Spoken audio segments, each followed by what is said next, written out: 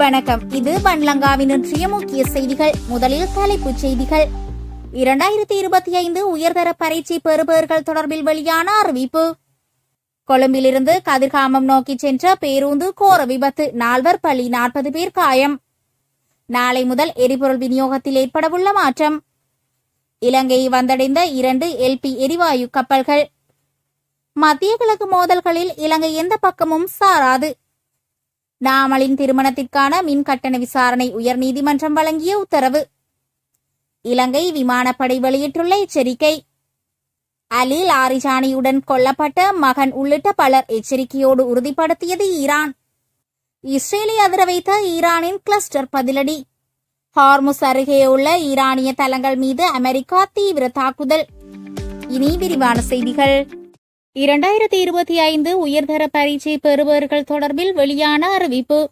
2025 ஆண்டிற்கான காபோத உயர்தர பரீட்சை பெறுபவர்கள் எதிர்வரும் சிங்கள மற்றும் தமிழ் புத்தாண்டுக்கு முன்னர் வெளியிடப்படும் என அறிவிக்கப்பட்டுள்ளது.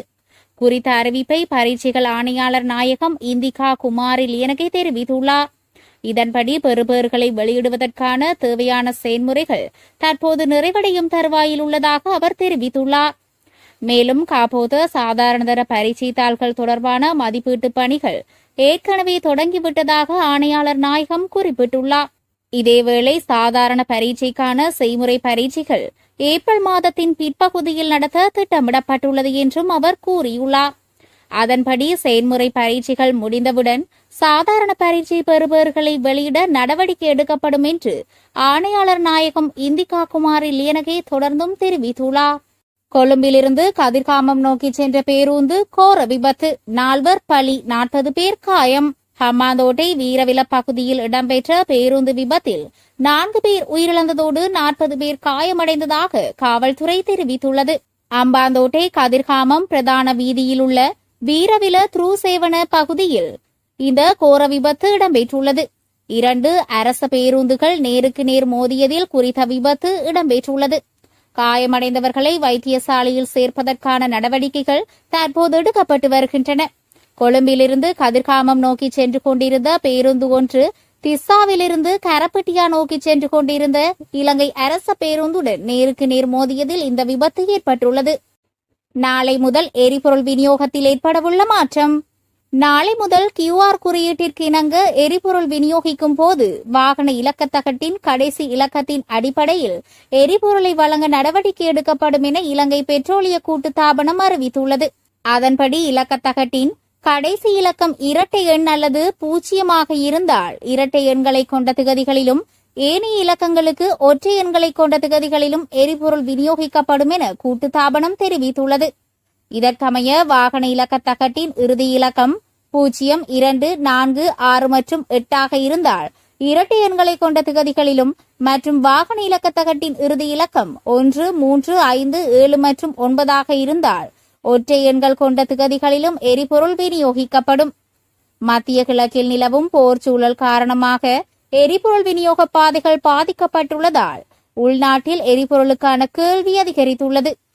நாட்டில் உள்ள எரிபொருள் இருப்புகளை பாதுகாத்துக் கொள்ள வேண்டிய அவசியம் ஏற்பட்டுள்ளது. இதனை கருத்தில் கொண்டு எரிபொருட்களை பெறுவதற்காக மீண்டும் QR முறைகளை ஏற்பாடு செய்த அரசாங்கம் இந்த நடவடிக்கையையும் எடுத்துள்ளது. இலங்கையை வந்தடைந்த 2 LP எரிவாயு கப்பல்கள். திரவ பெட்ரோலிய எரிவாயுவை ஏற்றிச் செல்லும் 2 கப்பல்கள் இன்று காலை உஸ்வெட்டகேயாவில் உள்ள தல்டியாவத்த வாயு இறங்கு துறையில் நங்கூரமிட்டதாக தெரிவிக்கப்படுகிறது. இவ்வாறு நாட்டிற்கு கொண்டுவரப்பட்டுள்ள திரவ பெட்ரோலிய எரிவாயுவை இறக்கும் பணிகள் தற்போது ஆரம்பிக்கப்பட்டுள்ளன. மேலும் இன்று காலை ஒரு எரிபொருள் தாங்கி கப்பலும் நாட்டை வந்தடைந்துள்ளதாக தெரிவிக்கப்படுகிறது. அத்தோடு இலங்கையால் கோரப்பட்ட எரிபொருள் சரக்குகளை ஏற்றிச் சென்ற கப்பல் ஒன்றும் நேற்று கொழும்பு துறைமுகத்திற்கு வந்தடைந்தது. சீ பிராண்டியர் என பெயரிடப்பட்ட கப்பல் நேற்று காலை கொழும்பு துறைமுகத்தில் உள்ள இறங்குதுறைக்கு வந்தடைந்ததாக துறைமுகங்கள் மற்றும் சிவில் விமான போக்குவரத்து அமைச்சு தெரிவித்துள்ளது. இந்த கப்பல் நாட்டிற்கு 17,000 மெட்ரிக் டன் 92 ஆக்டேன் பெட்ரோலையும் 18,000 மெட்ரிக் டன் டீசலையும் 2,800 மெட்ரிக் டன் சூப்பர் டீசலையும் கொண்டு வந்துள்ளதாக கூறப்படுகிறது. முத்துராஜவல மற்றும் கொலன்னாவ எரிபொருள் சேமிப்பு முனையங்களில் கப்பலில் உள்ள எரிபொருள் இருப்புகளை இறக்குவதற்கான ஏற்பாடுகள் செய்யப்பட்டுள்ளதாக தெரிவிக்கப்பட்டுள்ளது. மத்திய கிழக்கு மோதல்களில் இலங்கை எந்த பக்கமும் சாராது. மத்திய கிழக்கு மோதல்களில் இலங்கை அரசாங்கம் எந்த பக்கமும் சாராதென்பதை மீண்டும் வலியுறுத்திய ஜனாதிபதி அனுரகுமார திசநாயக்க இயல்பு நிலைக்கு குந்தகம் ஏற்படாது பணிகளை தொடரும் முன்னேற்பாடுகள் பற்றியும் அதிகாரிகளுடன் கலந்துரையாடினார். நாட்டின் தற்போதைய நிலைமை குறித்து நேற்று விசேட ஊடகவியலாளர் சந்திப்பை நடத்திய அவர் அத்தியாவசிய பொருட்களின் விநியோகத்தை கண்காணிப்பதற்காக நியமிக்கப்பட்ட குழுவினருடனும் கலந்துரையாடினார். இதன்போது அமைச்சர்கள் மற்றும் அமைச்சுகளின் செயலாளர்களும் இதில் பங்கேற்றிருந்தனர். மேலும் எரிபொருள் சிக்கனத்துக்கு முன்னுரிமை வழங்கி குறைந்தபட்ச எரிபொருள் பாவனையில் இயல்பு நிலையை முன்னெடுப்பதற்கான சாத்தியங்களும் இதில் கவனத்தில் கொள்ளப்பட்டது. எதிர்வரும் பண்டிகை காலத்தில் எவ்வித தட்டுப்பாடுகளும் ஏற்படாதிருப்பதற்கான முன்னேற்பாடுகளை ஜனாதிபதிக்கு அதிகாரிகள் எடுத்து கூறினர். சுற்றுலாத்துறையின் எரிபொருள் தேவைகளை கண்டறிந்து முன்னைய QR முறையை பேணுவது குறித்தும் ஹோட்டல்களுக்கு தேவையான எரிவாயு மற்றும் எரிபொருள் வசதிகளை வழங்குவதற்கான வழிமுறைகள் குறித்தும் ஆலோசிக்கப்பட்டது. பல நாள் கடற்தொழில் படகுகள் மற்றும் துறைமுக நடவடிக்கைகளுக்கு எரிபொருள் வழங்கும் பணி தற்போது நடைபெற்று வருவதோடு ஒதுக்கீடு செய்யப்பட்ட எரிபொருள் அளவில் உள்ள சிக்கல்கள் குறித்தும் கவனம் செலுத்தப்பட்டது. நாமலின் திருமணத்திற்காக மின் கட்டண விசாரணை உயர்நீதிமன்றம் வழங்கிய உத்தரவு. நாடாளுமன்ற உறுப்பினர் நாமல் ராஜபக்சவிற்கு எதிராக தாக்கல் செய்யப்பட்ட மனுவை ஜூலை 1 விசாரணைக்கு எடுத்துக் கொள்ள இலங்கை உயர்நீதிமன்றம் தீர்மானித்துள்ளது. நாமலின் திருமண நிகழ்வுக்கான பயன்படுத்தப்பட்ட மின்சாரத்திற்கான ரூபாய் 2 மில்லியனை கடந்த நிலுவை மின்சார கட்டணத்தை காலத்திற்கு உட்பட்ட வசூலிக்காதது பொதுமக்களின் அடிப்படை உரிமைகளை மீறுவதாக அறிவிக்குமாறு கோரி தாக்கல் செய்யப்பட்ட மனுவை ஜூலை 1 விசாரணைக்கு எடுத்துக்கொள்ள நேற்று தீர்மானிக்கப்பட்டுள்ளது. இந்த மனு உயர்நீதிமன்றத்தின் நீதியரசர்களான பீரிதி பத்மன் சூரசேன, குமுதினி விக்ரமசிங்க மற்றும் அச்சல வெங்கப்புலி ஆகியோர் அடங்கிய மூவர் அமர்வு முன்னிலையில் பரிசீலிக்கப்பட்டது. இந்த அடிப்படை உரிமைகள் மனுவை சட்டத்தரணி விஜிதகுமார தாக்கல் செய்திருந்தார். மனுதாரர் தரப்பில் முன்னிலையான சட்டத்தரணி திச்ச வீரகொட, இலங்கை மின்சார சபை தற்போது ஒரு நிறுவனமாக மாற்றப்பட்டிருப்பதால் புதிய நிறுவனத்தை பதிலளிப்பாளராக சேர்க்க மனுவை திருத்த அனுமதி வழங்குமாறு நீதிமன்றத்தில் கோரினார். மேலும் புதிய மின்சார சட்டத்தின் இடைக்கால விதிகளை ஆய்வு செய்ய கால அவகாசமும் கேட்டுக் கொண்டுள்ளார். இதற்கு பதிலளித்த பதிலளிப்பாளர் தரப்பு சட்டத்தரணி பாலித குமாரசிங்க, இலங்கை மின்சார சபையின் சொத்துக்களும் பொறுப்புகளும் தற்போது 5 தனியார் நிறுவனங்களுக்கு மாற்றப்பட்டுள்ளதாக நீதிமன்றத்தில் தெரிவித்துள்ளார். மேலும் சம்பந்தப்பட்ட திருமண நிகழ்வுக்கான மின்சார கட்டணம் ஏற்கனவே முழுமையாக செலுத்தப்பட்டு விட்டதாகவும் அவர் குறிப்பிட்டார்.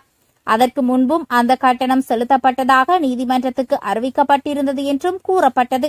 ஆனால் இதற்கு பதிலளித்த மனுதாரர் தரப்பு பொதுமக்கள் சிறிய தொகை மின்சார கட்டணத்தை தாமதித்தாலும் உடனடியாக மின்சாரம் துண்டிக்கப்படும் நிலையில் இவ்வளவு பெரிய தொகையை காலத்திற்கு உட்பட்ட வசூலிக்காதது மிகவும் கவலைக்குரியதாகும் என வலியுறுத்தியது.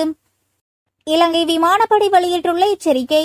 முறையான அனுமதி இல்லாமல் நாட்டில் ட்ரோன்களை பறக்க விடுவது தடை செய்யப்பட்டுள்ளது என உள்ளூர் மற்றும் வெளிநாட்டு நபர்களுக்கு நினைவூட்டி இலங்கை விமானப்படை ஒரு பொது அறிவிப்பை வெளியிட்டுள்ளது. அறிக்கையொன்றை வெளியிட்டுள்ள விமானப்படை, உயர் பாதுகாப்பு மண்டலங்களில் அனுமதி இல்லாமல் ட்ரோன்களை இயக்கிய நபர்கள் மீது இதற்கு முன்னர் சட்ட நடவடிக்கைகள் எடுக்கப்பட்டுள்ளதாக கூறப்படுகிறது. இந்த நிலையில் ட்ரோன்களை பறக்கவிட விரும்பும் எவரும் தற்போதுள்ள சட்டங்கள் மற்றும் விதிமுறைகளுக்கு இணங்க தேவையான அனுமதிகளை பெற வேண்டும் என அறிவிக்கப்பட்டது. ட்ரோன் இயக்குபவர்களின் சட்ட சிக்கல்களையும் சிரமங்களையும் தடுப்பதோடு தேசிய பாதுகாப்பை பேணுவதையும் இந்த அறிவிப்பு நோக்கமாக கொண்டுள்ளதாக இலங்கை விமானப்படை மேலும் தெரிவித்துள்ளது. அலி லாரிஜானியுடன் கொல்லப்பட்ட மகன் உள்ளிட்ட பலர் எச்சரிக்கையோடு உறுதிப்படுத்தியது ஈரான். ஈரானின் உச்ச தேசிய பாதுகாப்பு மன்றத்தின் செயலாளர் அலி லாரிஜானி ஒரு தாக்குதலில் கொல்லப்பட்டதை அந்த மன்றம் உறுதிப்படுத்தியதாக ஈரானின் செய்தி நிறுவனங்கள் உறுதிப்படுத்தியுள்ளன. அலி லாரிஜானி கொல்லப்பட்டதை இன்று அதிகாலை ஈரானின் உச்ச தேசிய பாதுகாப்பு மன்றம் உறுதிப்படுத்தியுள்ளது. செவ்வாய்க்கிழமையான நேற்று அதிகாலையில் லாரிஜானி அவரது மகன் மொர்டெசா லாரிஜானி சபையின் செயலகமான அலிரெசா பாயத்தின் பாதுகாப்பு விவகாரங்களுக்கான துணைத் தலைவர் மற்றும் பலருடன் உயிரிழந்ததாக சபை ஓர் அறிக்கையில் தெரிவித்ததாக ஊடகங்கள் அடிக்கோடிட்டுள்ளன. ஈரானின் வளர்ச்சிக்கு லாரிஜானி ஆற்றிய நீண்டகால சேவையை பாராட்டி அக்குழு வெளிப்புற அச்சுறுத்தல்களை எதிர்கொள்ள தேசிய ஒற்றுமைக்கு அழைப்பு விடுத்துள்ளது. மேலும் பதிலடி தாக்குதல்கள் விரைவில் எதிரிகளை நிலைகுலைய செய்யும் என்றும் தெரிவித்ததாக கூறப்படுகிறது. ஈரான் மீதான தொடர் தாக்குதல்களில் லாரிஜானியை இஸ்ரேல் கொண்டுவிட்டதாக இஸ்ரேலிய பிரதமர் பெஞ்சமின் நெதன்யாகு செவ்வாயன்று தெரிவித்தார். இதற்கிடையில் ஃபசிச் தன்னார்வ படையின் தலைவர் குலாம் ரெசா சுலைமானி அமெரிக்க இஸ்ரேலிய தாக்குதலில் உயிரிழந்ததை ஈரானின் இஸ்லாமிய புரட்சிகர பாதுகாப்பு படை செவ்வாய்க்கிழமை உறுதிப்படுத்தியுள்ளது. இஸ்ரேலை அதிர வைத்த ஈரானின் கிளஸ்டர் பதிலடி. ஈரானின் பாதுகாப்பு தலைவர் அலி லாரிஜானியை இஸ்ரேல் படுகொலை செய்ததற்கு பதிலடியாக கிளஸ்டர் தலை போர்க்குண்டுகளால் பதிலடி தாக்குதல் நடத்தப்பட்டுள்ளதாக ஈரானிய ஊடகங்கள் செய்தி வெளியிட்டுள்ளன. ஈரானிய அரசு தொலைக்காட்சியில் இன்று தாக்குதல் தொடர்பிலான செய்தி வெளியிடப்பட்டுள்ளது. இந்த தாக்குதலில் நேற்றிரவு அதிக மக்கள் அடர்த்தி கொண்ட டெல் அவிவ் மீது நடத்தப்பட்ட தாக்குதலில் 2 பேர் கொல்லப்பட்டதாக தெரிவிக்கப்படுகிறது. இதன் மூலம் இந்த போரினால் இஸ்ரேலில் உயிரிழந்தவர்களின் எண்ணிக்கை குறைந்தது 14ஆக உயர்ந்துள்ளது. இந்நிலையில் போரின் விளைவுகள் உலகளவில் உணரப்படும் என்றும் செல்வம், மதம், இனம் ஆகிய பாகுபாடின்றி அனைவரையும் பாதிக்கும் என்றும் ஈரான் வெளியுறவு அமைச்சர் அப்பாஸ் அராக்சி கூறியுள்ளார். ஹார்முஸ் அருகே உள்ள ஈரானிய தளங்கள் மீது அமெரிக்கா தீவிர தாக்குதல். ஹார்முஸ் நீரிணை அருகே உள்ள ஈரானின் ஏவுகணை தளங்கள் மீது அமெரிக்க ராணுவம் தாக்குதல் நடத்தியுள்ளது. ஈரானின் தெற்கு கடற்கரை பகுதியில் குறித்த தாக்குதல் மேற்கொள்ளப்பட்டதாக அமெரிக்க மத்திய கட்டளை தலைமையகம் அறிவித்துள்ளது. இதில் 5000 பவுண்ட் எடை கொண்ட டீப் பெனட்ரேட்டர் மற்றும் பங்கர் பஸ்டர் குண்டுகள் பயன்படுத்தப்பட்டுள்ளதாக அமெரிக்கா தெரிவித்துள்ளது. சென்காம் தனது அதிகாரப்பூர்வ எக்ஸ் கணக்கில் வெளியிட்ட அறிக்கையில் சில மணி நேரங்களுக்கு முன் அமெரிக்க படைகள் ஈரானின் கடற்கரை பகுதியில் ஹார்முஸ் நீரிணை அருகே உள்ள கடினமாக்கப்பட்ட ஈரானிய மிசைல் தளங்களுக்கு பல 5000 பவுண்ட் டீப் பெனட்ரேட்டர் மிஷன்களை வெற்றிகரமாக பயன்படுத்தின. இந்த தளங்களில் உள்ள ஈரானிய ஆன்டிஷிப் குரூஸ் மிசைல்கள் சர்வதேச கப்பல் போக்குவரத்துக்கு ஆபத்தை ஏற்படுத்தி இருந்தன என்று தெரிவிக்கப்பட்டுள்ளது. இந்த தாக்குதல்கள் ஈரான் ஹார்முஸ் நீரிணையை மூடியதால் ஏற்பட்டுள்ள சர்வதேச அச்சுறுத்தல்களுக்கு பதிலடியாக நடத்தப்பட்டதாக அமெரிக்கா கூறுகிறது. உலகின் மிக முக்கியமான எண்ணெய் போக்குவரத்து பாதையான இந்த நீரிணை தினசரி சுமார் 20% உலக எண்ணெய் விநியோகத்திற்கு வழியாக அமைகிறது.